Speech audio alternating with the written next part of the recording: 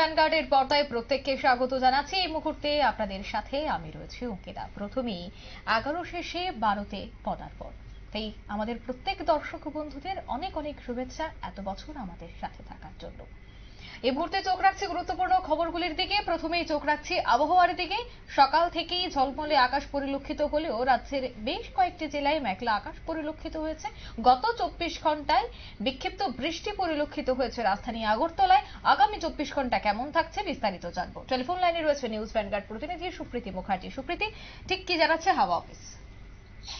দেখো, এই মুহূর্তে দাঁড়িয়ে ত্রিপুরার দিকে নজর রয়েছে সকলেরই, কারণ বন্যা পরিস্থিতি, এবং এই বন্যা পরিস্থিতি সম্পর্কে আমরা যদি বলতে হয় তাহলে এটাই এই মুহূর্তের কথা যে গত 3 দশক যে বন্যা দেখেনি সেই বন্যা 2024 এবার দেখলো।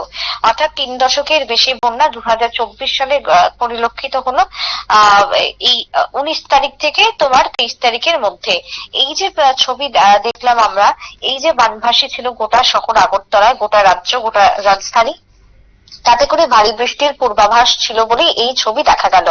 তবে এখনই এই দুর্যোগ কাটছে না, রাজ্যের বুকে আরো বেশ কয়েকটা দিন এই দুর্যোগ থাকবে। দুর্যোগের রেখা এই মুহূর্তে রয়েছে।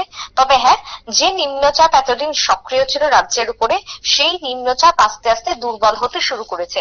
নিম্নচাপ দুর্বল হওয়ার ফলে কি হয়েছে না, সেটি একেবারে এখন বর্তমানে বলা যায় যে পশ্চিমবঙ্গ এবং ঝাড়খণ্ডের দিকে অগ্রসর হচ্ছে, আর যার ফলে রাজ্যের উপর থেকে তার প্রভাবটা কিছুটা হলেও কমতে শুরু করেছে।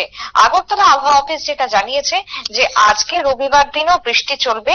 বিশেষ করে দক্ষিণের জেলাগুলিতে থাকছে ভারী সতর্কবার্তা, এবং তারই সাথে তোমার গোমতী, তার সাথে তোমার সাউথের জেলা যেরকম রয়েছে তার সাথে সিপাহীজলা এবং পশ্চিমেও থাকছে ভারী বৃষ্টির সতর্কবার্তা।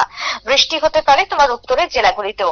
এই যে বিক্ষিপ্ত থেকে ভারী বৃষ্টিপাত, তারই সাথে আবহাওয়া দপ্তর এও জানিয়ে দিয়েছে যে এই মুহূর্তে দাঁড়িয়ে যে তোমার রেখাগুলি সক্রিয় রয়েছে তার মধ্যে অন্যতম হচ্ছে উত্তর বঙ্গোপসাগর। উত্তর বঙ্গোপসাগরের উপর একটি ঘূর্ণাবর্ত অবস্থান করছে, আর এই ঘূর্ণাবর্তের জেরে যদিও এই রাজ্যে ততটা প্রভাব না পড়লেও পার্শ্ববর্তী রাজ্যগুলি তার জন্য একটা প্রভাব পড়বে।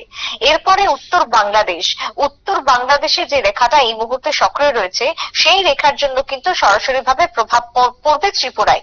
অন্যদিকে দাঁড়িয়ে উত্তর বাংলাদেশ সংলগ্ন এলাকায় একটি নিম্নচাপ অঞ্চল রয়েছে, সেখানেও এক প্রকার এই ভারী বৃষ্টি লক্ষ্য করা যাবে। এবং এই রেখা আস্তে আস্তে সরার ফলে পশ্চিমবঙ্গের উত্তরবঙ্গের দিকে এখন এই রেখা গেছে, এবং তারপরে এটি ঝাড়খণ্ডের উপরেও বেশ কিছু অঞ্চল জুড়ে বিস্তৃত রয়েছে। আগামী 24 ঘন্টায় ইতিমধ্যে পশ্চিমে ঝাড়খণ্ডের দিকে আরো সরবে এই রেখাটি, এমনটা ইঙ্গিত দিচ্ছে হাওয়া অফিস। এছাড়াও যদি বলি, একটি মৌসুমী অক্ষরেখা রয়েছে, আর সেই মৌসুমী অক্ষরেখা রাজস্থানের উপরে থাকলেও সেই মৌসুমী অক্ষরেখা রাজস্থান থেকে এখন আবারও পশ্চিমবঙ্গের দিকে অগ্রসর হচ্ছে।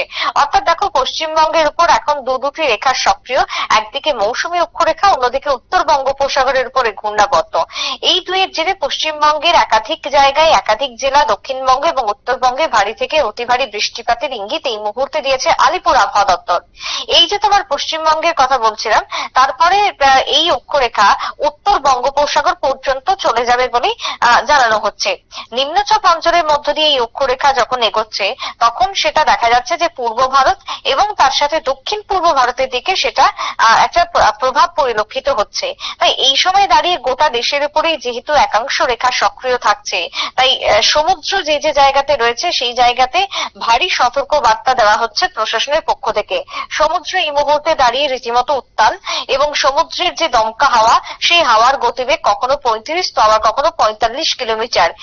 এবং এই পশ্চিমবঙ্গ উড়িষ্যা উপকূলে যে সমস্ত এলাকাগুলি রয়েছে, উপকূলবর্তী এলাকায় পরিস্থিতি যেহেতু উত্তাল থাকবে, তাই মৎস্যজীবীদের এই মুহূর্তে সমুদ্রে যেতে নিষেধাজ্ঞা জারি করা হচ্ছে।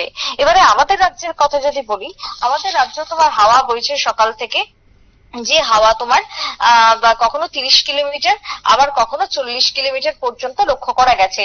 সকাল থেকে রোদ ওঠেনি, মেঘলা আকাশ জারি রয়েছে, এবং তার সাথে রাজ্যে সিপাহীজলা, ধলাই, খোয়াই, উত্তর এবং ঊনকোটি এই কয়েকটি জেলায় ভারী বৃষ্টিপাতের সম্ভাবনা রয়েছে।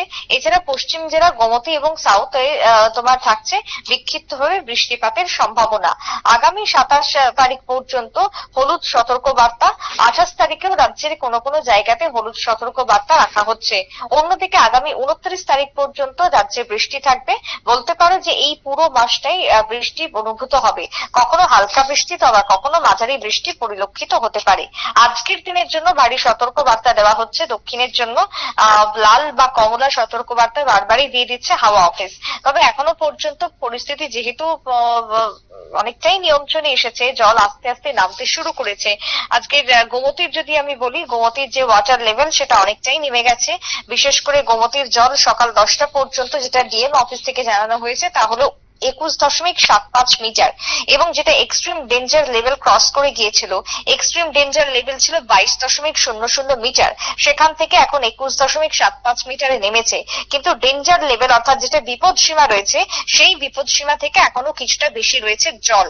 তবে চূড়ান্ত বিপদ সীমা থেকে জল নেমেছে, এখনো বিপদ সীমার নিচে জল নামেনি। কিন্তু বিপদ সীমার নিচে জল না নামলেও পরিস্থিতি স্বাভাবিক হচ্ছে। রাস্তায় যে যে জায়গাগুলোতে জল জমেছিল সেই রাস্তাগুলো এবার স্বাভাবিক হতে শুরু করেছে। তাই সেদিক থেকে দাঁড়িয়ে এই যে তোমার কথা আমি বললাম, আকাশ আজকের দিনেও দাঁড়িয়েও মেঘলা থাকবে এবং বিক্ষিপ্তভাবে বৃষ্টিপাত হতে পারে, সেই ইঙ্গিতই কিন্তু এখন এই মুহূর্তে দিচ্ছে হাওয়া অফিস। অঙ্কিতা। ধন্যবাদ সুপ্রীতি। অর্থাৎ আগামী 27 তারিখ পর্যন্ত রাজ্যের জন্য হলুদ সতর্ক বার্তা জারি করা হয়েছে। আগামী 3 দিন রাজ্যে রয়েছে বিক্ষিপ্ত বৃষ্টিপাতের সম্ভাবনা। গত 24 ঘন্টাতেও দেখা গেছে রাজধানী আগরতলা সহ রাজ্যের বেশ কয়েকটি জেলায় বৃষ্টিপাত পরিলক্ষিত হয়েছে। আগামী 24 ঘন্টাতেও যে বৃষ্টিপাতের সম্ভাবনা রয়েছে সে কথাই জানাচ্ছে আগরতলা হাওয়া অফিস। নিয়ে নিচ্ছে ছোট্ট একটি বিজ্ঞাপন বিরতি, সঙ্গে থাকুন।